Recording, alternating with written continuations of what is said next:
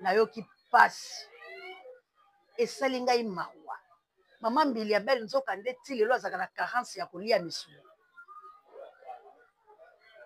Mama Mbili ya Belle ti lelo azala carence ya kolia misuni. Est-ce que Mama Mbili ya Belle pela belaki ya solo? Est-ce que Mama Mbili ya Belle basalaki accident ya solo po chauffeur ala te siko azomona na te?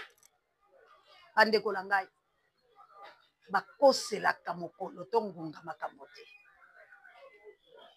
Mama Mbili ya Belle Cléopâtre la biso asali accident, bakongomani banso bakompatir na ye, baleli balobi likamni likokomela mama totikala kaka na ye ayembela biso banzembo ya kitoko oyo esepelisaka biso na bafete tose souvenaka na ye, tobinaka babeyanga, tobinaka bakamunga, tobinaka mosala kitoko oyo papa Rochera atikela biso, tomonaka Mama Mbili ya Belle mwasi oyo aza na bacompétence pe bakalite.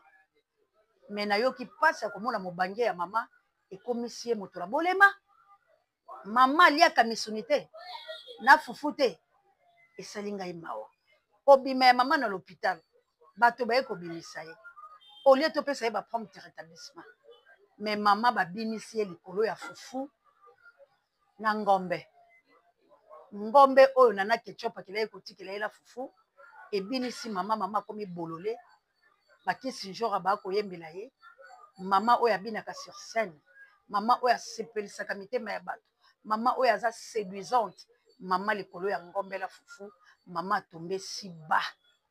Donc mama azalaki nde na nzala, mama akweyaki nde kifuafua na l'hôpital ezalaki accident te, ezalaki nde nzala posa ya ngombe. Ifalaki madame Fally Ipupa aya kotikela ye yango po mama bima bolole boye. Mama Mbili ya Belle, à ton âge, c'est la honte mama. Opesi soni mama, opesi soni mama. Ozali kosambwisa ta biso bana na yo, ozali kosambwisa biso mama. Yo bakoki kodevalorize boye te, bakoki kodevalorize boye te, muta sakana likolo ya ngombe na fufu. Et puis bana oyo boti babana kobinisa yo lolenge wana yo oza convalescente. Mama omoni lokuta place ememi yo, omoni place okwei lobi bakobinisa yo pe bolumbu na balabala, lobi bakotiola yo. Omoni ba video na yo ezali kaka bato oyo balesi yo ngombe, kaka bato oyo babinisi yo lobi bakoimilie yo. Alors nazali koyebisa yo lamuka na mpongi. Soko oza na nzala ngai oseya na kobeta mbela po ete bakongomani banso balingaka yo batindela yo misolo liaka bangombe. Soko oza na posa kolia ngombe na fufu eloko kozala ngo posa bakongomani bakoyede yo parce que oza Cléopâtre, osali mosala ya monene na mboka oyo, osepelisa mitema ya bato tikilo lelo bato bazalaka na posa na yo. Mais soki penza kaka likolo ya bangombe yango ya nzala oyo oza na posa na Mbili ya Belle, ngombe ya lelo ekomisi yo zoba boye, bana ya mike babala kosakana babinisa oyo outi na l'hôpital.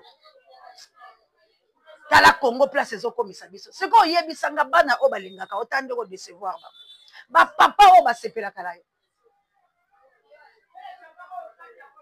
Ezali kopesa mawa yango ngai oseya na kotombolaka kaka mongongo bokosepela ngai to bokosepela ngai te, parce que moto ya bosolo basepelaka na ye te.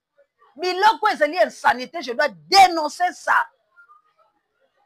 Na ko dénoncer yango parce que soki bino bolingi bosunga Congo te na ba valeur lokola ba Mbili ya Belle bo rendre bango ridicule to kotia bilo misapela mlo. On ne peut pas blaguer avec les gens comme ça. Soko kokabela ngai te tikanga na vanda. Et c'est quand tu me donnes quelque chose, il faut humilier nga. Et pour la âge à Maman Mbili ya Belle, il faut te respecter ma maman. Maman paye beaucoup, il faut mifika. Na on dit la base de la sélice. Nazali ko interpeller conscience ya ba Congolais. To milinga biso la biso. To bundele kolo la biso. Nation la biso ça a besoin de valeur. Nation la biso ça a besoin de totombola yango. Mboka oyo partout bazo comploter contre biso parce que toza la bolingoté. Il faut toza la ini bokula kaikala comme un seul homme. Poto bunde tumba ya délivrance parce que jour Congo ko ça la délivrer ba mentalité oyo ko ça la kalisuté. Muta ko humilier muninga te likola fufu. Soko kabeli ngai ko tola ngai te to ko komisa ngai nyama te. Yango la boss abonné massivement à la chaîne de la Libération. Bravo à toi Cindy Lecker. po sele wana bomi bango nde kokoma basala biso nyonso bamokeke ndenge moko te basuki